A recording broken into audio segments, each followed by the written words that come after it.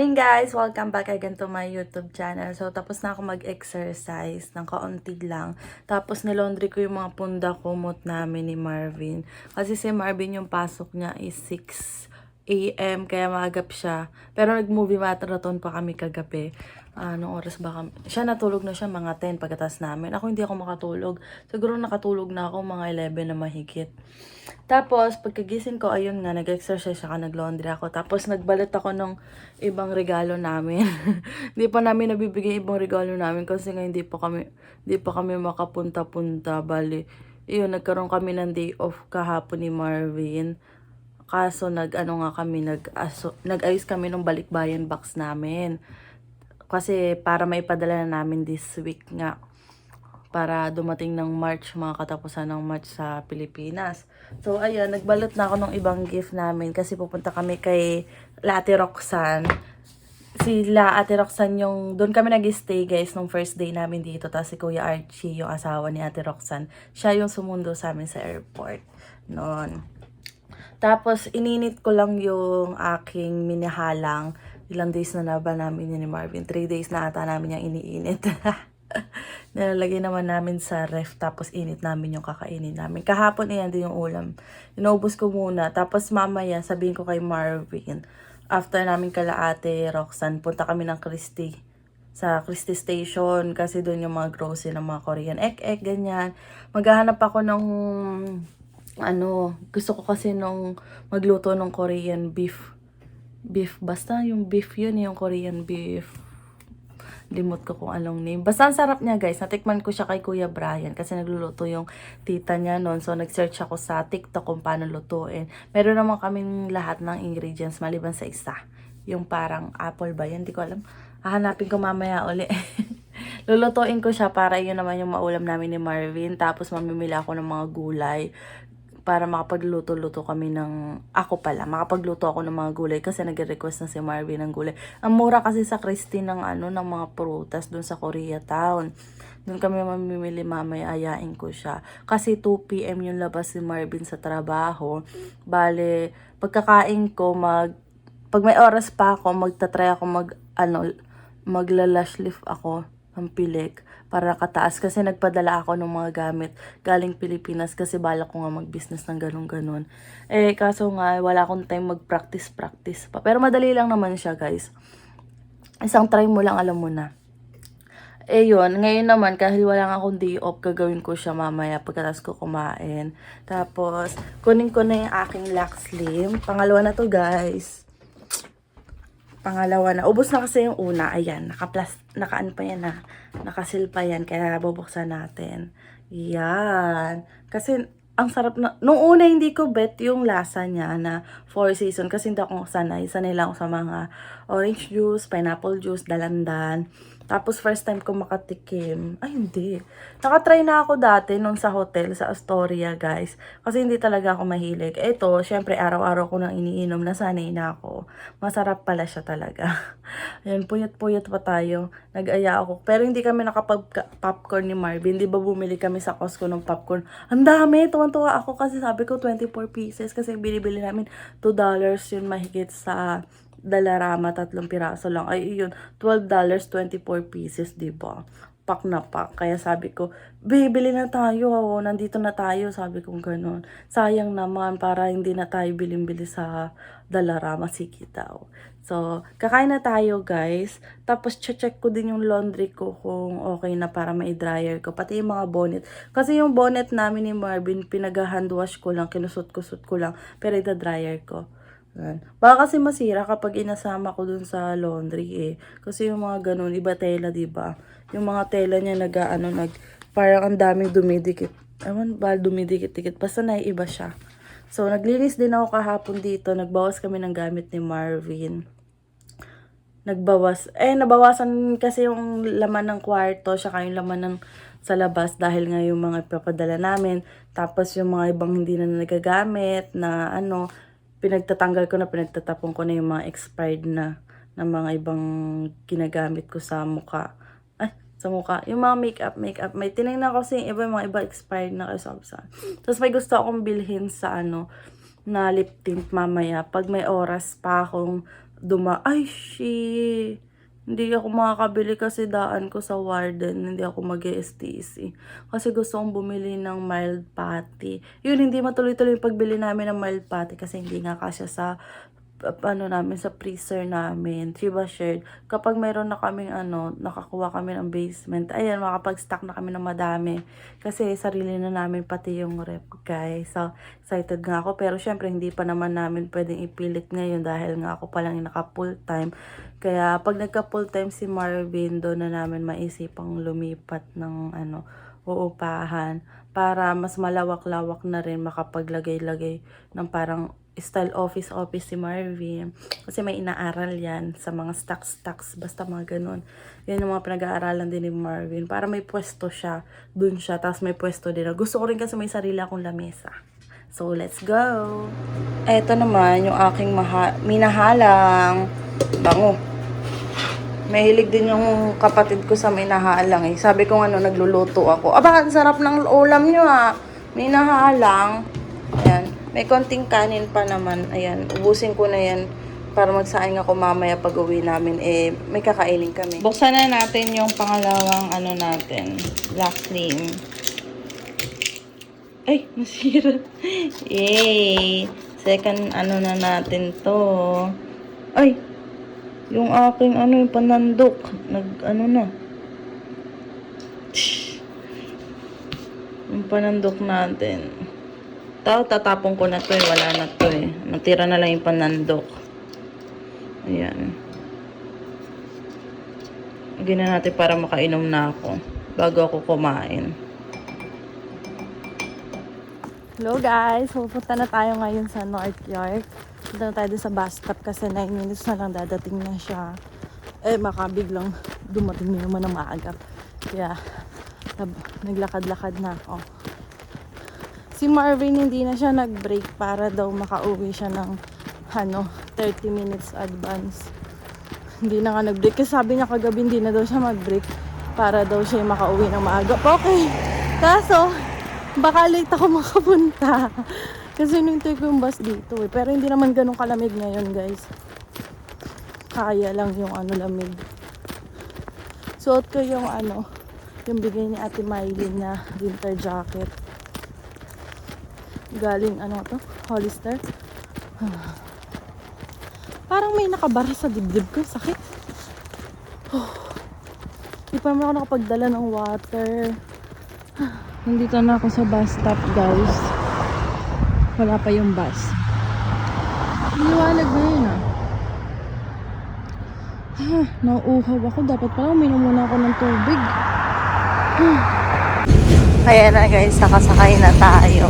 Papunta tayong Warden. So excited na akong bumili ng mild beef patty. Nandito na tayo guys sa Warden at nakabili na rin ako ng mild beef patty ko. Ayan. 1 na pala. Daming tao guys. Wala kasing wala pang train. Kanina pa daw.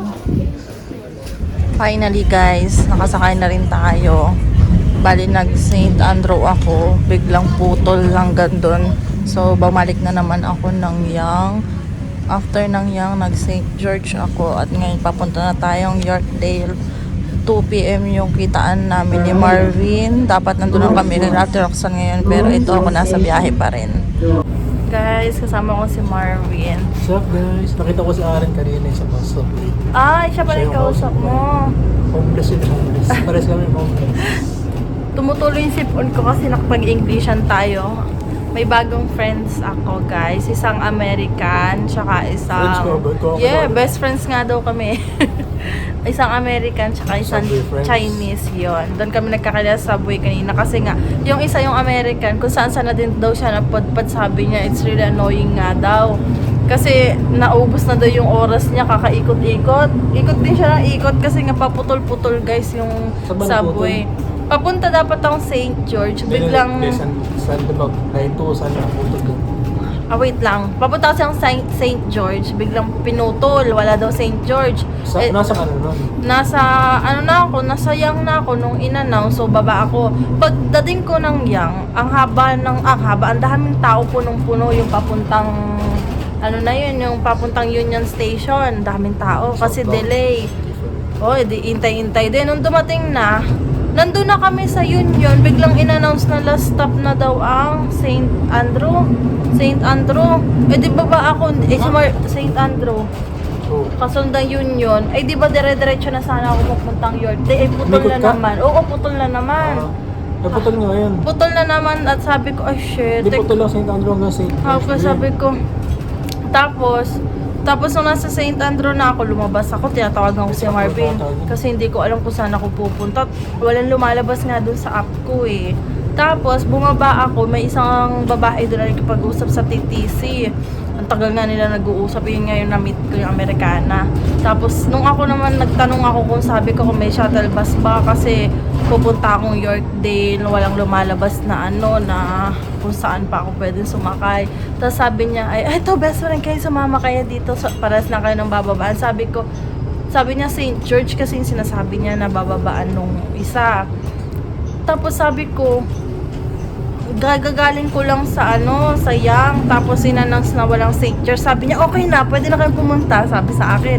Eh di balik kami, kaso nag-intay pa kami ng ng tren bago kami makabalik ng Yang. Eh di medyo matagal pa, eh di daldalang kami habang nag-iintay kami. Dumating na yung tren, syempre hindi pa agad aalis yun. Meron siyang ipinasok ulit yung TTC, sabi bagong friend daw namin, yun yung Chinese. Bagong friend daw namin kasi papuntang Yorkdale kasama ko. Ayun, nagchika-chikahan na kami hanggang sa binigay na yung number, binigay yung Instagram para daw makapag ano-ano daw kami. Sabi nila, hang out na ganyan-ganyan. Sabi niya, oh sige. Sabi ko, binigay niya yung number, bibigayan kami, bigay din kami ng Instagram niya. Binigay niyo rin yung SIM niya. Tangi. Ayan, papunta na kami guys. Ako'y nagugutom. Ang tagal ng biyahe ko. Parang umabot ako ng 3 hours eh. Ayan guys, nandito na kami. Sinundo ako ni Marvin sa Yorkdale kasi nga late ako. Dito diretso na muna siya doon. Inintay nga na ako. Gusto ko nagtantay, Anak! Bumili ko nagtantay din. Napakalamig. Nagreklamo guys oh. Porket siya umagap ng pasok kanina.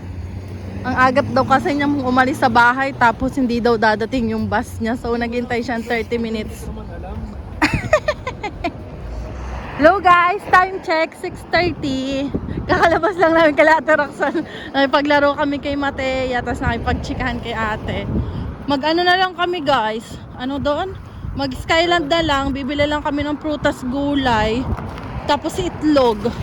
Hindi na kami makapunta ng Christie kasi anong oras na din eh. Malapit na yung bus? Nasang part na? Di ba dito dadaan yun? Okay. Doon kami sasakay guys. Dito na tayo guys sa Skyland. Bibili lang tayo ng itlog, prutas, gulay. Ano pa ba? Yun lang naman. Kumuha ko ng palaman sa tinapay. Saka dalawang Ferrero, nag-add lang kami. Tapos na dalawa nito. Saka yung Meron pa tayo pang fruit akin. salad doon. Gagawa ko. Siyempre, itong noodles ko. Wala bang malaki niyan? Sige, yan na lang. Yan na lang. Wala na yung katulad nung binili sa atin ni Ate Giselle eh. Isang taon na pala yun. Try namin to guys. Ayan, mas mura kasi siya eh. $3.99 pang Thai. Inalta namin din ng UFC. Tsaka isa nito. Kiat. Yeah. Yung dito tayo kumuha guys. Ayan. Ito na lang. Si Marvin. Tsaka talong. Ito talong. Lalaki. Ano pa ba? Kamatis. Sisinigang tayo guys. Tapos bawang bok choy. Isa lang naman. Parehas lang naman yun.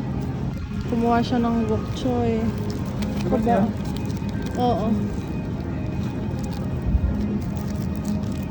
Ito na lang. Tapos sibuyas. Asan sibuyas? Ayun, tara na. Yan lang. Kukuha pa pala kami guys. Last na. Yung itlog na lang dahil wala na talagang itlog kahit isa sa bahay. Kasi nag-egg na lang ako eh. Yo guys, hindi na ako nakapag-update sa inyo kahapon pagdating namin dito. Dahil nalobat na ako. Tapos naglakad kami ni Marvin kasi intay na naman namin yung bus. 35 minutes pa siya. Sabi ko, ang tagal pa. Tagal kami mag-iintay doon. Sabi ko, wala talagang choice. Maglalakad kami. Super lamig. Wala akong dalang gloves nung araw na yon. Kaya sabi ko, sige na. Binalot ko. Siyempre, may bit-bit ako. Kumuha rin kasi kami ng itlog, guys. Kasi naubusan na kami ng itlog dahil nga tuwing gabi, yung baon ko sa trabaho, 2 itlog, boiled egg, tapos isang orange. Yan na lang kinakain ko, kaya medyo medyo pumapayat na tayo. So, ayun. Yung egg kasi lagi namin siyang huli pag kami nag-grocery ni Marvin kasi baka mabasag. Ako ang bumibit-bit ng egg, tapos si Marvin ang bit-bit ng lahat ng mga pinamili namin.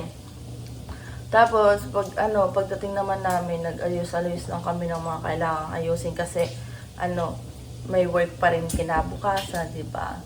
Tapos gayak-gayak din kami ng mga kailangan namin igayak na.